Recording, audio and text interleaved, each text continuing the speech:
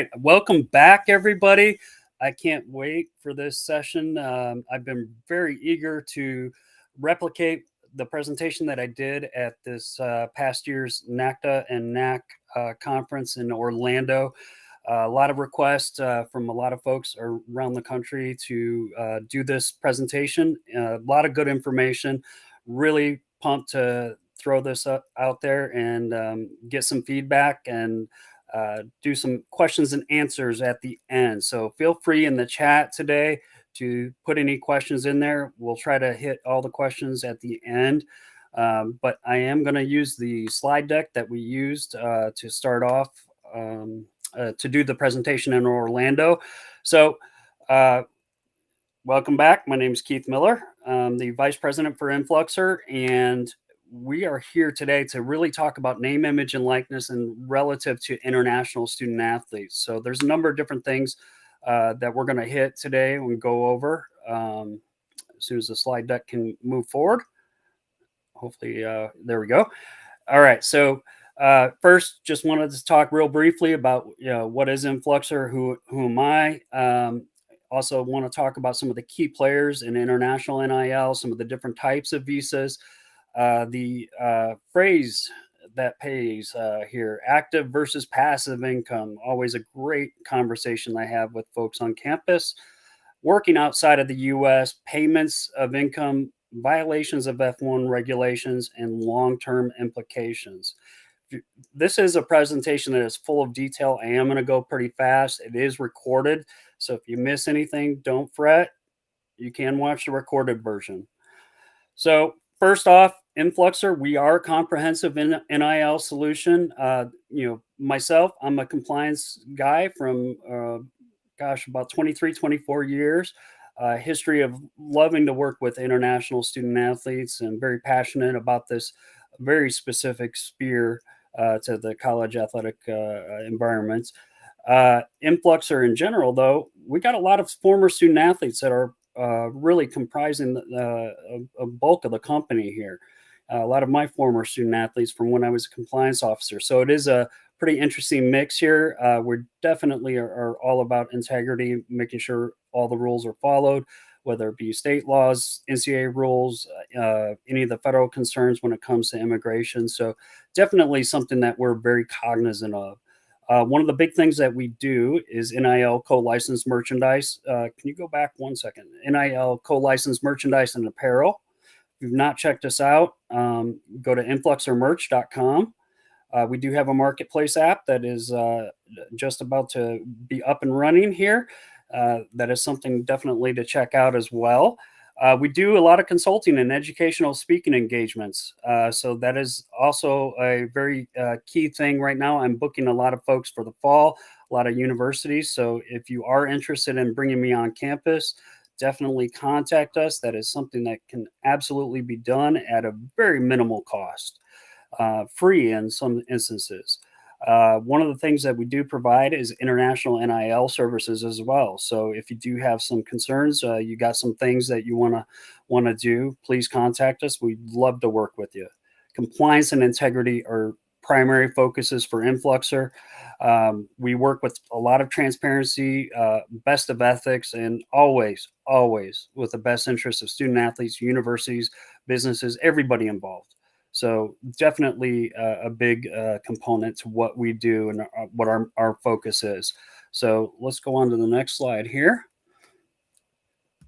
So myself, just so you know where you're getting this information from, I'm a Marquette University graduate, both from bachelor's and a law degree. Close to 25 years of experience on campus at Marquette, University of Southern California, Baylor University, Baylor in a dual role with compliance and also as a professor in the grad school.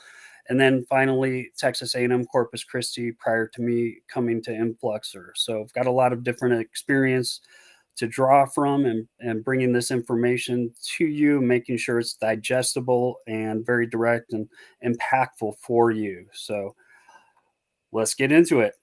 All right. So first off, I want to talk about the key players in international NIL. First, you have the USCIS That's the U.S. Citizen and Immigration Service. I'm going to talk about that here in a second. I'm going to actually go into a little bit more detail here in just a minute. SEVPs, the Student and Exchange Visitor Program. This is a federal entity. It's not a club or anything. I actually had somebody contact me and they thought that was kind of a club. No, that is a very official federal entity. NAFSA, this is the National Association of Foreign Student Advisors, a very cool group. They are essentially to the athletics industry. I'll compare them to like a NACDA or a NAC or something along that line. This is essentially an organization that is all of the international immigration folks stationed at different universities throughout the country. Campus international offices. That is going to be your primary or your principal and your secondary DSOs at various universities, and often you got more folks that are involved other than that. Immigration attorneys, always a concern that's out there, and third parties such as Influxer. We are a player in this climate as well. So let's go to the next slide here. All right, so basic US government overview, and I do have a flow chart that can kind of show you the progression here. But first overarching in the umbrella, you got the US Department of Homeland Security. Below them, you've got the USCIS and the SEVP. So, a big thing to really understand here is that there are a number of different federal entities. Of course, you probably knew that. You probably didn't know how everything really gets broken down. The main one I really want to center your attention on is the SEVP. This is the primary liaison with your international offices on campuses. The SEVP does a lot in terms of education and conveying a lot of the different messages to different universities. So the primary law that they're going to focus on is the CFR, the Code of Federal Regulations. So that is a very bulky set of federal regulations that is definitely out there. So some practitioners mistakenly believe some of the state laws that are out there are the primary source of law and may trump federal regulations when it comes to this. That is absolutely false. State laws do have a big part in the NIL climate. However, when we're talking about international student athletes and NIL, we really have to defer back to a lot of this, of what I'm presenting today, to the CFR, to the guidance that the SEVP has put out there. So the federal government, they are the ones that are responsible for regulating students that are immigrating to the United States, whereas individual states are not the authorizing agency for that. So let's go ahead and do the next slide here. So just to give you kind of a flow here, Homeland Security up top, USCIS, they do a lot of the policies. SEVP, they do a lot of the communication of the policies. And you'll notice it branches out to NAFSA, and the SEVP also has a very specific contact to the individual colleges and universities that are out there. NAFSA, of course, is going to be a great communicator of a lot of different things, just as NACDA or NAC would do in the college athletics industry. But of course, the universities can get the information directly from SEVP as well. So let's go to the next one here.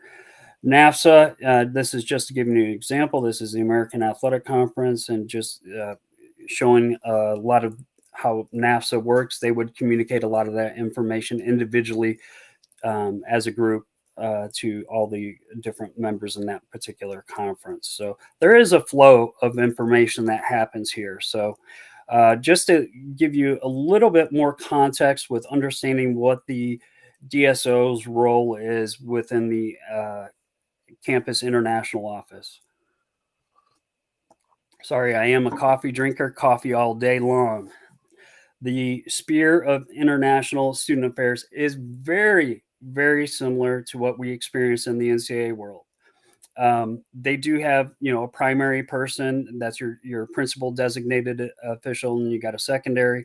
They're usually housed in the international office on your campus, but not always. Sometimes one of the DSOs is going to be stationed in the general counsel's office, and various schools can have these positioned, elsewhere in the university. But the key thing to really understand here with the DSO is they are essentially the gatekeeper for all things international. So, as the university has a lot of study abroad programs, they bring students into the country, they ship students, athletes, or they ship students to other countries to study. The international office, the DSO, they're going to be the gatekeeper for a lot of these different things. So, as we think about NIL in the college athletics world, these folks are thinking about the whole big scheme of things and making sure that none of the federal guidelines, requirements, laws are violated where it would jeopardize uh, a litany of other different things international wise that go on with that particular campus. So they are going to be a gatekeeper, and they are keeping the entire process in mind. I would use the analogy of, if there's a compliance officer on campus and a coach was to come in and talk about a very specific situation, that compliance officer is going to be very mindful of not wanting to violate a particular rule in that situation, because it could jeopardize, a lot of other things if they were to go afoul in that one particular instance. So very similar to what the DSO is going to be thinking as folks approach them on campus. Let's go to the next slide here.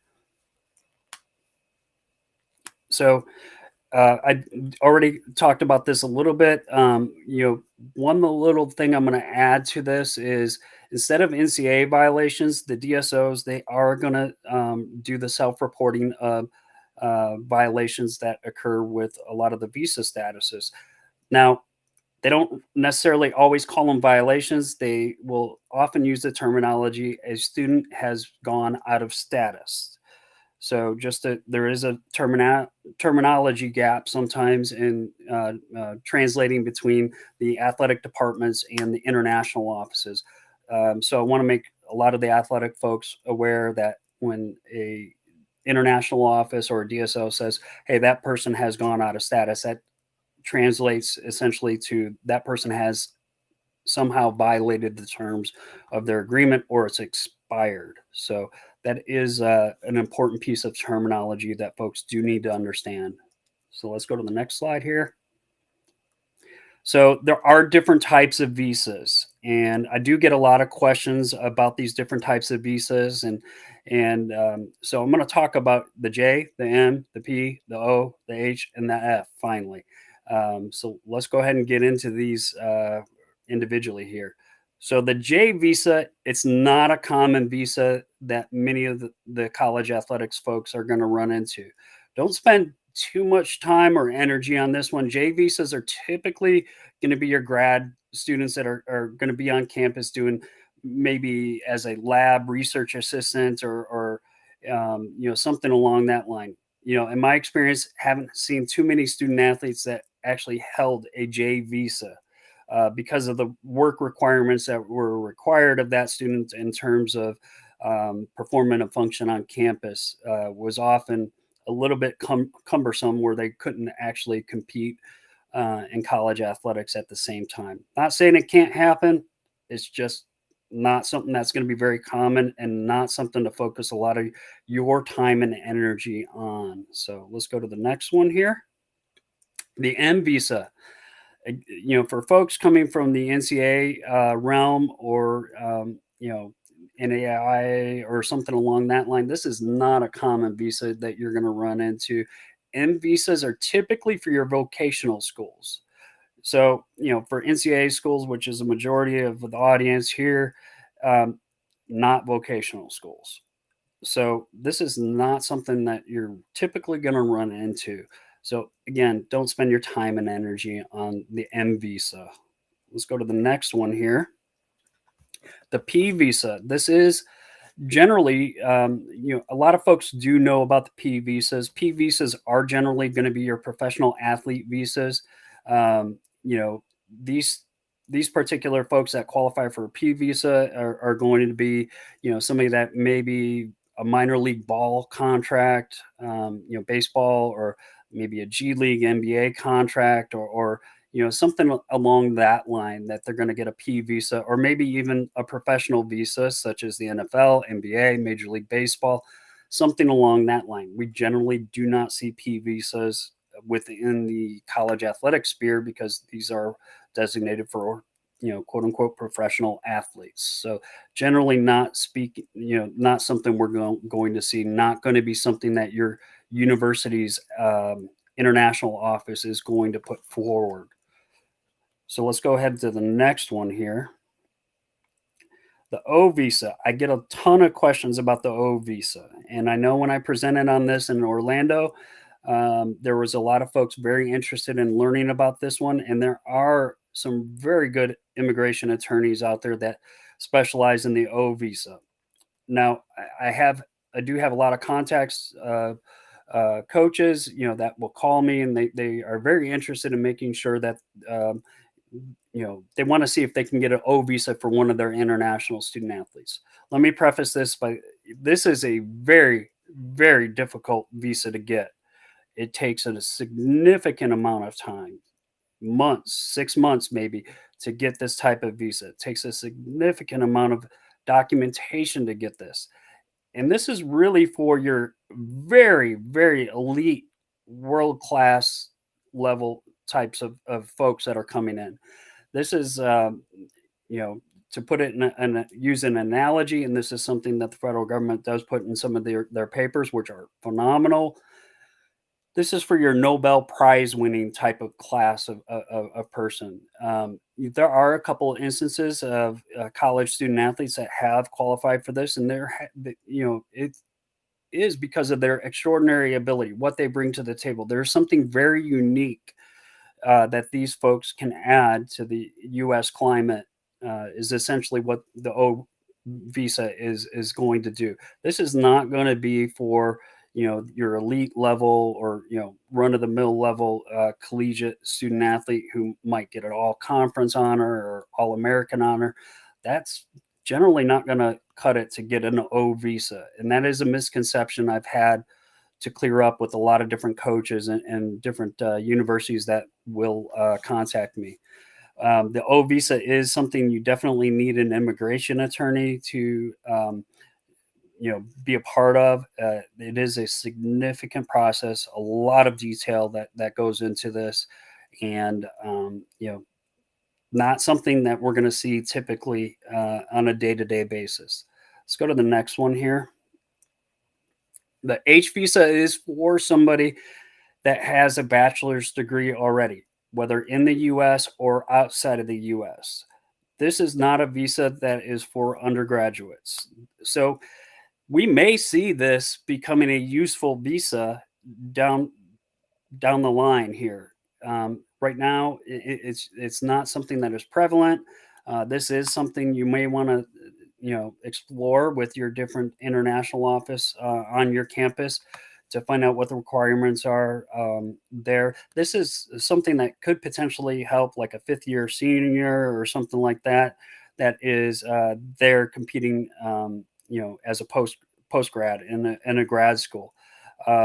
Again, this is not something that we're going to typically see. This is not going to be something that we'll see on a day to day level, but potentially this has some potential to be something of impact down the road.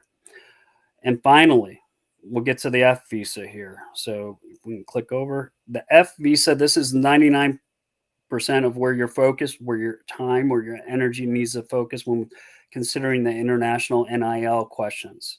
The F1 visa, just in general, the F1 visa is primarily a visa program that allows different American universities to bring in international students to come in and pursue academics. Along with that, it allows them to participate in academically related activities such as college athletics, or working on campus for services that provide services to other students there at the university. And in particular cases, some of the internship programs, either CPT or OPT, that are aligned with their program of study. So let's go ahead and scroll to the next screen here and talk about some of the most common scenarios here. These students are here to study athletics as secondary. That's just in general how this program is set up. Um, if there is any work to be done by a student on an F1 visa, the international office, the DSO, they have to authorize that employment. And that goes for off campus, on campus. So, generally speaking, to give you an example, working in a campus dining hall, working a summer camp, for the university, those are typically things that will get approved. Now, just because something is on campus does not mean it is approved. And I have seen some bad guidance out there in the social media sphere where some folks are under the mistaken impression that NIL can happen for international students as long as it happens on campus. That is not the case at all, and that can land you in a ton of trouble. These types of work permits that happen on campus, they do have to be authorized. So one thing that the international offices are going to look at is, if it's something like the dining hall, they're servicing, the student population in general. They are, providing a valuable asset that way. There is also, the question comes up, and there's a great example that the federal government puts in some of their materials where, let's say you have some building occurring on your campus and there's a construction company that is building a new academic building, something on that campus. If that construction company is looking for people to work because that's on campus, can international student athletes therefore work for that construction company? The way the federal guidance reads is no. That is not providing a service to students in general for that campus. So again, that really solidifies that guidance that just because it's on campus does not mean it's okay. So some of the exceptions for working, obviously I've hit it a couple times here, approved on-campus jobs. There is also a severe hardship petition that can be done, uh, that can be filed to allow that international student athlete to work as well. This is something you would go through your international office, your DSO, to get this type of petition granted. These are not easy things to do. These are very hard. They do require a lot of documentation and proof to get these approved. So this is not a student athlete, just wants to work and make a little extra money type of situation. This is for those really truly severe hardships that occur for a particular student athlete. And I would use the analogy of, this is very similar to filing a petition with the NCAA, a waiver with the NCAA, for something where you need significant documentation, such as a medical hardship. You need all the surgery notes, you need all the training rehab notes, and those types of things to get something like that um, completed and approved. CPT programs and OPT programs. If you're not familiar with what these are, let me give you a brief summary. CPT programs are basically something that during the period of enrollment, that student is required to participate in an internship, whether paid or unpaid. Now, a student athlete, an international student athlete that simply wants to do an internship is not sufficient. This program only gets approved if it is a required piece of their major. So look at the course catalog, look at the degree path, for that particular major, that business school or marketing or whatever this particular school is on your campus. You're going to want to look at the catalog and you're going to want to identify, is an internship required as a part of that program? If there is, then there might be an option to do a CPT program. Fitting in NIL within the realm of that CPT program might be an additional problem. It could be kind of narrow, but not saying it's not possible. It could be possible. OPT programs, that is for postgraduates. That is for international students that want to stay in the U.S. for an extended period of time after graduation and participate in some sort of professional field of study where they want to utilize their degree and test the waters in a sense in the work environment. Okay, the last piece to this slide, volunteer work with no promise or expectation of pay, benefit, or remuneration. So, this question actually prompted a lot of different questions I received while in Orlando. So, F1 students in general, they are allowed to do volunteer work as long as it is truly volunteer work. And one of the things that as you kind of delve into the rules, the CFR a little bit further, and I do have let's go ahead to the next slide. I can't remember if it's this next slide or if it's the one following. So this is that. Let me come back to that last point here with the volunteer work. Let me go back to the on-campus employment here for just a second. No, you had the slide correct. That particular CFR 8 CFR 214.2 F9I. This particular one is regarding the on-campus employment, dining hall, those types of things. This is very specific, and actually, in the CFR itself here, it does use the example of the construction company that I alluded to earlier.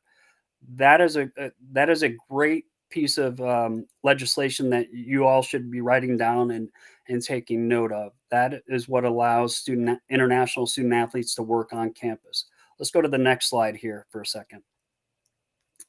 This next slide will talk about the 29 CFR 553-101.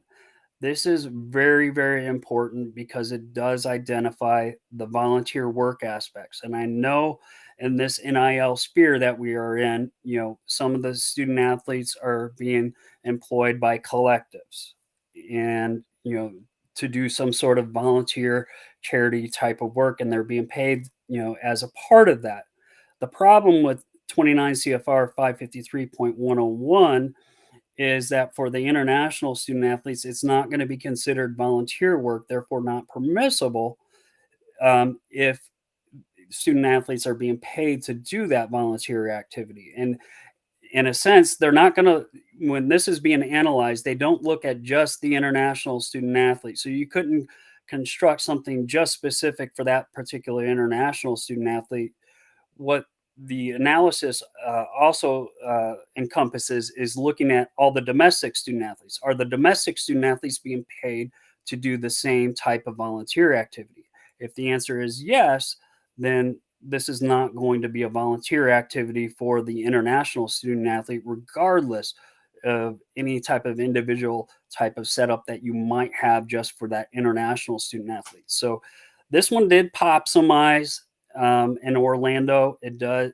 This is something that I don't think a lot of folks have really understood in this NIL sphere, and definitely warrants a little bit more consideration, especially for the collectives out there that are looking at this type of thing and doing some of the community involvement and volunteer work. So this is definitely something that needs to be considered because it can present some issues for your international student athletes. And the last thing I think anybody wants to do is do anything that would potentially have a international student athlete fall out of status and thus, not be eligible to remain in the United States here. Let's go ahead to the next slide here for a second. So CPT and OPT, I did explore this a little bit. Just to give you an example here, OPT happens after graduation, CPT happens while you're there. So there is a narrow avenue for some of these international student athletes to do NIL during these things. It is going to be rather narrow, not impossible, but it's just not as open as I think some folks might think. So let's go to the next thing. The severe economic hardship, I did mention this briefly, and I love the picture in this scenario because it is one of those things where it is going to take a lengthy amount of documentation to really get something like this granted. However, it is worth the conversation with your international office and your DSOs, if you believe you truly have something that might be out there, that might uh, be part of the equation that where as an international student athlete could participate in NIL. Let's go to the next slide here for a second. So one thing I haven't hit on is the special exceptions here. There is some, and as of about a month ago, this list was current. I don't believe there's been any changes, but this is called TPS. It's a temporary protected status. There are some countries, if student athletes are coming from these countries, where they may qualify for a special work permit. So, um, let me talk about Afghanistan, Burma, Cameroon, El Salvador, Ethiopia, Haiti, Honduras, Nepal, Somalia, South Sudan, Sudan, Syria, Ukraine, Venezuela, Yemen, and my picture is covering up the last one, and I don't recall. There we go, Nicaragua. Thank you. So, what does this really mean? Let's go to the next slide.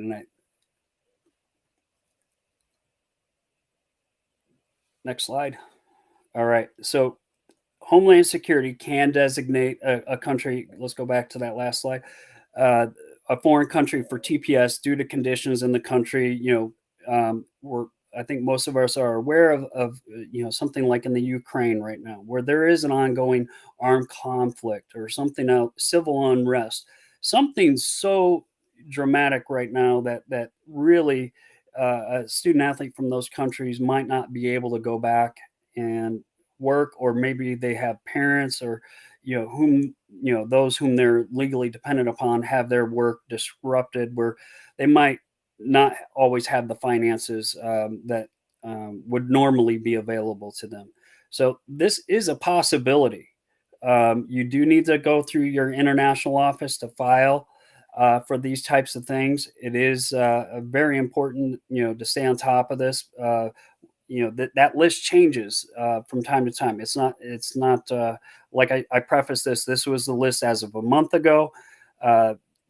These countries can be added and removed from that TPS list accordingly. So, uh, very good option to look at, and not something that a lot of schools, a lot of athletic departments are aware of. So, definitely something to be aware, take into consideration. So, let's go to the next one here. So, the big topic I get a lot of questions from at universities is active versus passive. So, active is basically what you think about it. Is somebody actively engaging in employment, NIL, while they're here on US soil, versus passive? Is this something that they're not actively engaged in? It's going to be very interpretive from campus to campus. And one of the things that I've done in the past year is I've got engaged with a lot of the folks with NAFSA. I've been in contact with a lot of different international offices on various campuses to really gauge a lot of, what interpretively they see as active versus passive income. And so, a lot of the guidance that we've provided here at Influxer has been based on those types of conversations. So let's go ahead to the next slide here. So, problematic active income for an F1 student. Active. Working at a local business. That would be a problem. Providing private lessons for a fee. That would be a problem. Social media influencing while on US soil. That is going to be a problem. And I have talked with a number of folks about that. It doesn't seem like much, but social media influencing can be problematic with the F1 visas. Commercials filmed in the United States, definitely going to be a problem. Operating in their own business in the United States, definitely a problem. There's a lot of different examples when we're talking about active income that can be problematic. All of these are basically a problem because they're happening on US soil. When folks are not on US soil, there are some ways to go about that, and I'll hit that in a few minutes. Let's go ahead to the next slide. So, potential passive activity. So, autographs, merchandise, apparel, y- there's a lot of different things that can be done while overseas, or that a international student athlete can sign to, but not actually have to do while here in the United States. So again, we got to look at where the active work is actually happening. According to a lot of the international offices I've been in conversations with, and just how they interpret and look at different things as to whether something is active, the act of signing an agreement. So, for example, in the little graphic there, we have an example of a lot of the different NIL co-branded licensed merchandise that Influxer does. And so, by virtue of just signing up to be a part of that program, a lot of these international offices agree that, just by signing up, that is not considered active work, because that is just engaging in an agreement, and that's not actually being employed. So, autographs, virtual meets, cameos in the United States, that is something that would be active. Um, Doing them outside of the country would be okay.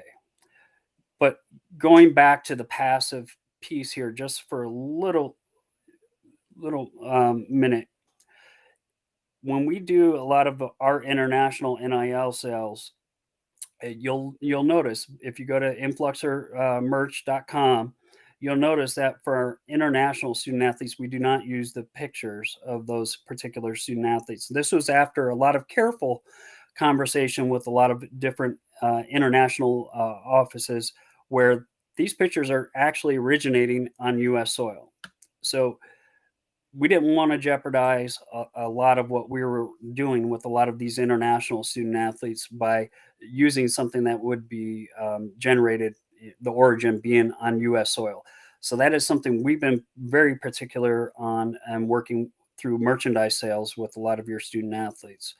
So we also do a lot of advisory emails and calls with a lot of the international student athletes we work with, advising them, do not like, share, retweet, doing anything that requires any type of clicking or pressing of buttons on social media to encourage the sales of their particular lines of merchandise.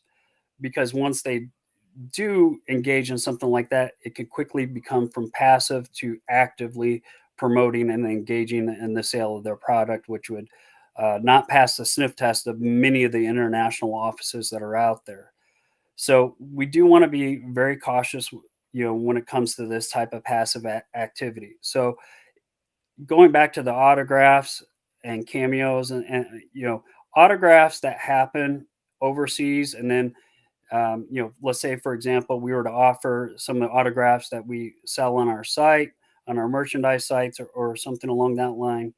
Uh, Potentially, it could be passive if all the active work happened overseas in their home country, and we were just merely selling those things on our merchandise site. Something like that could be passive. So let's go to the next slide here. So we do a lot of work with international student athletes. If you've not checked it out, Influxer International. In this past year, we did a lot of work with basketball teams that were in the Bahamas. We've also worked with a lot of student athletes in individual situations throughout the country on different solutions to bring, some very tangible, very safe NIL options for a lot of student athletes with NIL. So definitely check out Influxer International if you're planning a foreign tour or something like that. That is something we can definitely assist on. We have a lot of great counsel. Aside from myself, we do have attorneys on call for a lot of those different things. Let's go to the next slide.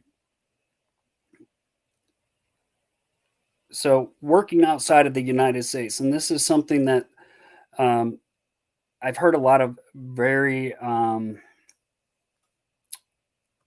lot of misconceptions on this. You always have to defer to the rules of that very specific country where the work is actually going to be physically performed. So, in most cases, most of the questions I receive in email or through direct messages or phone calls, I'll get a question from a school that will ask, "Hey, my student athlete is going back home for the summer and they're going to do, some NIL activities while there. Absolutely fine. As long as it's permissible with, whatever local rules they have within their own country.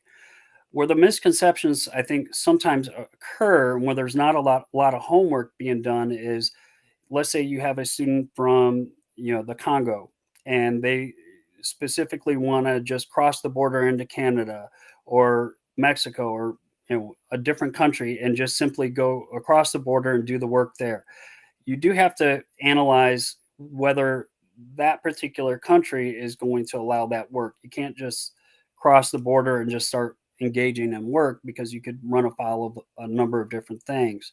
So, that's one thing where, in doing a lot of our work in the Bahamas, we had our regular general counsel that was involved, but we also retained Bahamian uh, representation as well, to make sure we didn't run afoul of any of those types of situations. Now, as you think about a lot of different things, foreign tours, for example, going to play a tournament in a foreign country. Generally speaking, your coaches, your athletic trainers, your SIDs, they're going to have a very limited allowance to perform their work type of duties when they do that.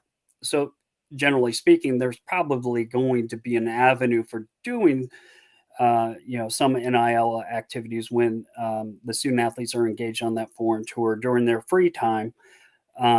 But again, one of those things you need to do the homework, you need to do the research, and that is one thing that uh, we've done a lot of homework on, and one thing that we can certainly help out on if there are schools or collectives or whatever businesses that want to do something along this line. We'd be happy to help.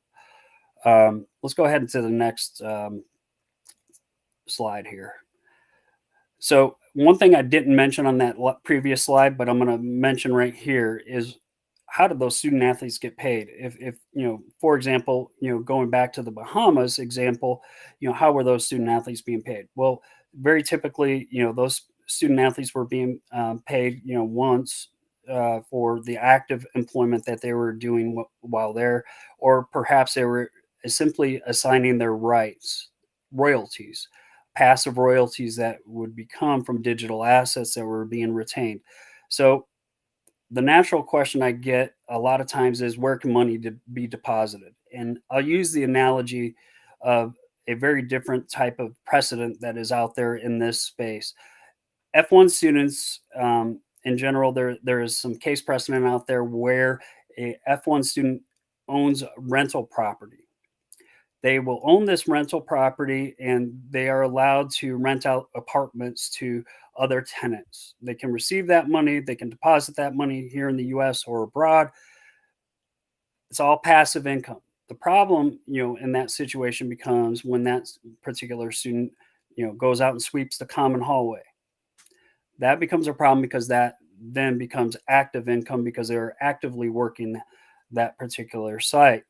But on a passive basis, they are allowed to do that. So, using kind of this similar analogy, and this is an analogy that is being used in the international office circles pretty regularly. Using this type of example, in this case precedent that's out there, it is possible for international student athlete to receive the money in a U.S. based account. Now, taxes may or may not be beneficial to being filed within the U.S.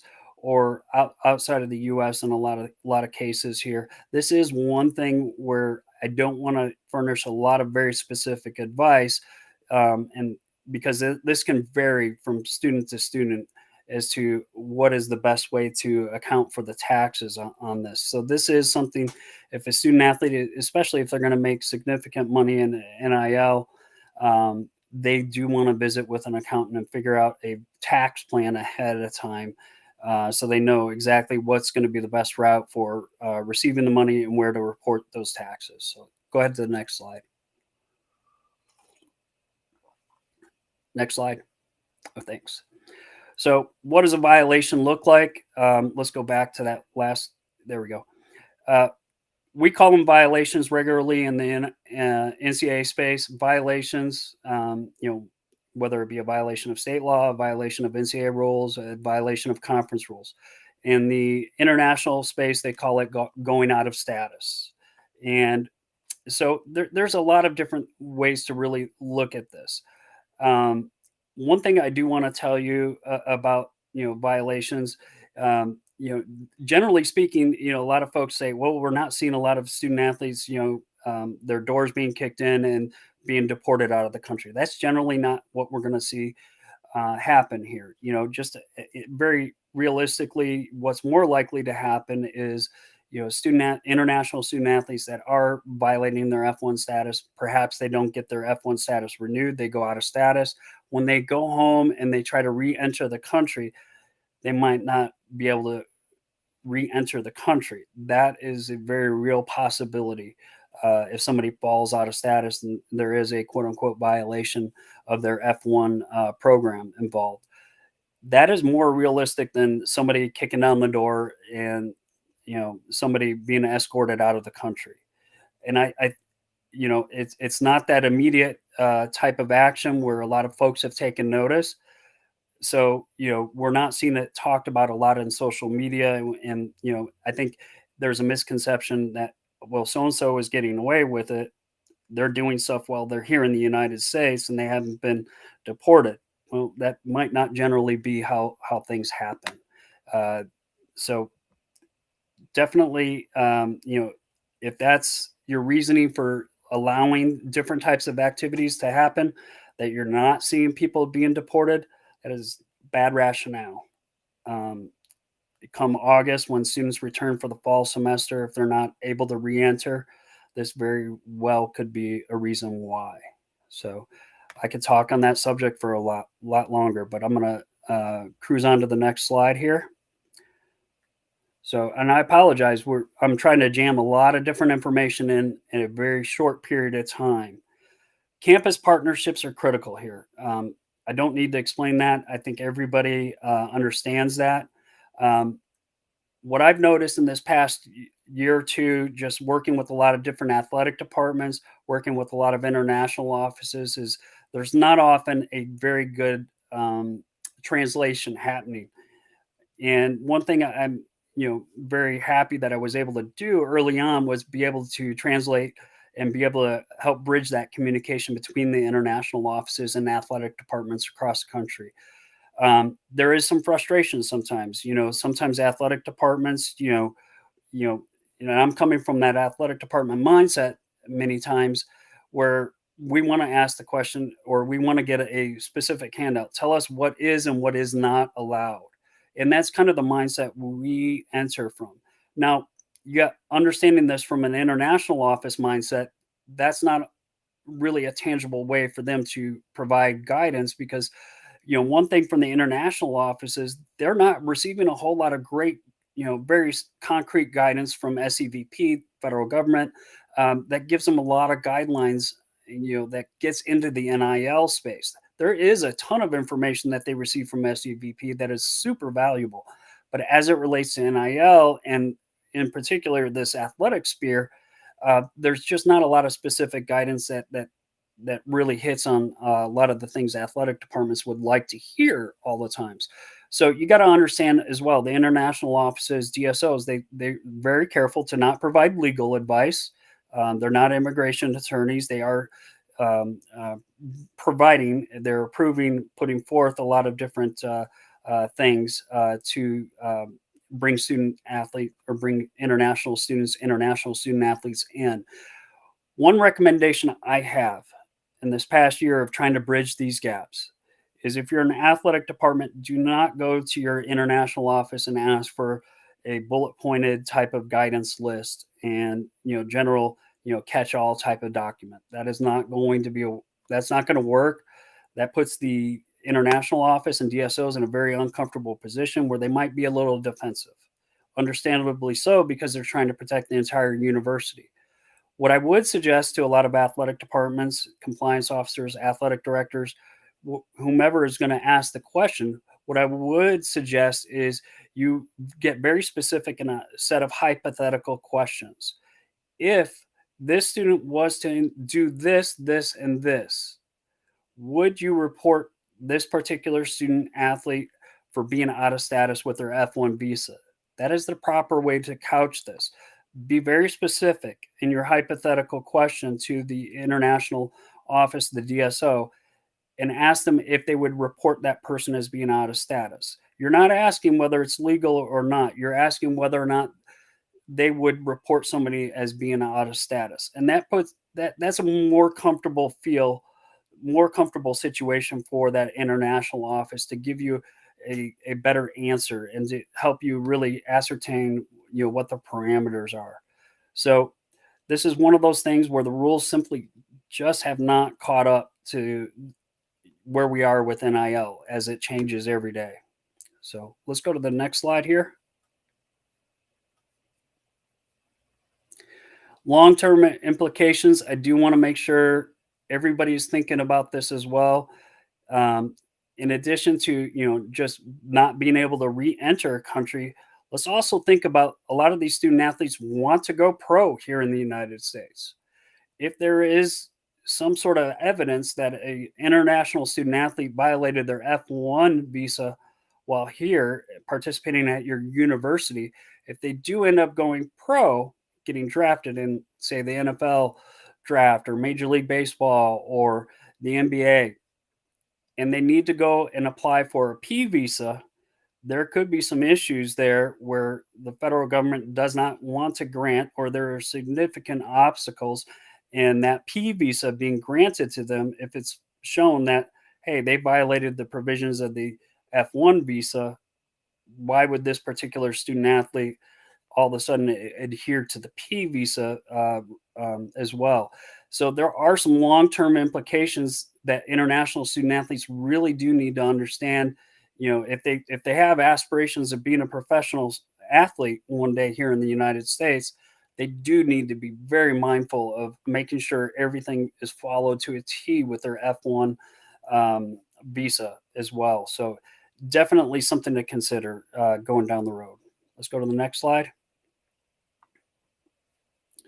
So there's a number of reliable resources. Influxer, we're proud to be an advocate for a lot of these international student athletes and be a great resource for universities. I know it's scrolling on the bottom of the screen, and I mentioned it at the start. This is something where I would love to come to your campus and be able to talk with international student athletes, spend time with them, and working with staff members there as well.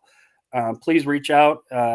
Scrolling on the bottom of the screen here, you can contact Ryan Harrington. He's handling a lot of the scheduling for me, which is awesome. We'd love to do a lot of different things. We'd like to offer some safe alternatives for your international student athletes. This is something we would very much like to do, and give international student athletes every opportunity to participate in NIL. We also do have general counsel that we partner with on a lot of different NIL issues. They're super involved in this NIL landscape, and they're very actively engaged with a lot of the different things we encounter with our international student athletes. So Justin Waxman, friend and constant person that we're consulting for a lot of these different things. His email address is there in the slide. Let's go to the next slide here. I think we're near the end here. So my info, in case you do want to contact me, there's my email address. That is my cell number. Please don't spam me. I know that'll, with this being a recorded version on YouTube, that's a chance we take. But I do want to put myself out there so we can help as many student athletes as possible. I do encourage you to reach out and let me know if I can be of any help to you. Steve, let's go ahead and end the slideshow here.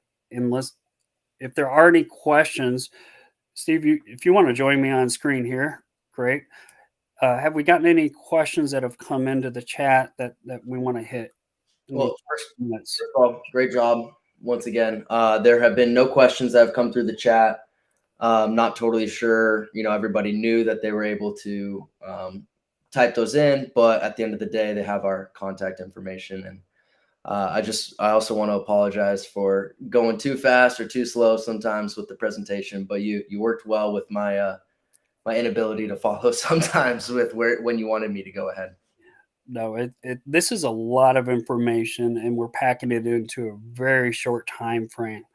Hmm. And this is why I'm anxious to get out to a lot of campuses this fall and to have that ability to work with a lot of universities, just in terms of overall NIL education, but also very specifically, let's get the international student athletes in a room. Let's do some very intentional education with them and let them know, one, NIL is possible Hmm. for them. But let's highlight a safe way to do that where it's not going to get them in trouble and it's not going to get the university in trouble. So, I mean, this is something I'm deeply passionate about, want to be an asset to any of the schools out there that want to bring us on.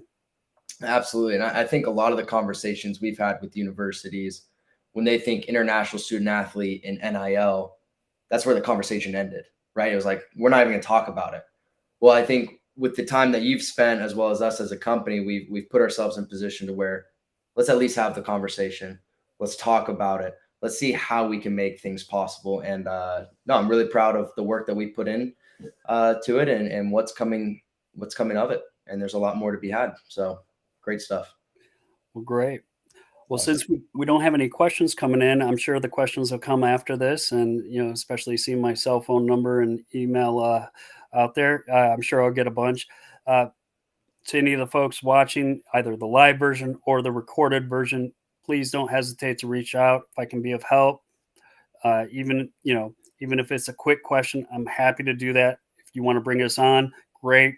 Um, you know, Big picture here, Influxer, we're all about student athletes and really helping out as many people as we can. So I appreciate that, Justin. Thank you. Um, so all that said, we'll go ahead and close it out for today. Next week, we do have a very entertaining session, especially given in light of the NCAA memo today. I do have Mitt Winter coming on with me, and we're talking about some of the federal landscapes. This was planned months ago, just happened to coincide with a lot of the different things. If you're not familiar with Mitt, he is a phenomenal voice of reason and the legal landscape with NIL, and really excited to have Mitt join me next week. Keith, we do have one great question that we do get often and that we do touch base with a lot of conversations we have from Colin. What is your stance on teammates promoting their international teammates gear? This is a great question. We do get this one a lot. So if Influxer, we regularly work with a lot of different universities and teams. So we will tell the international student athletes they may not directly endorse or sponsor their own gear being sold. But can that international athlete, can they help promote their fellow teammates' gear? Yes. Can their fellow teammates in return help promote that international student athletes gear? Yes. They just cannot directly promote their own gear. That's a great question. Yeah, great. And honestly, we encourage it. Uh, Yes. team up together. Like you promote my gear, I'll promote yours, and it's just a great way to drive engagement without crossing that line of your F1 visa. Right. So great question there, Colin. Yeah, and I'll end this with just one parting thought. There are a lot of fantastic folks in the international offices and DSOs. They really truly do want to help. Understand there are some obstacles and that they have to overcome as well. If you're an athletic department person and understand that they do want to be helpful, but there is significant things that they have to overcome to really be an asset and really take to heart what I said about the hypothetical question and how you approach the international offices. That really is a very golden way to tackle a lot of the issues you might be seeing on your campus, and you'll get rid of a lot of frustrations as well. So want to Absolutely. say thank you to everybody that watched and looking forward to hopefully talking with you in the future. Thank you. All righty. Thanks, everybody.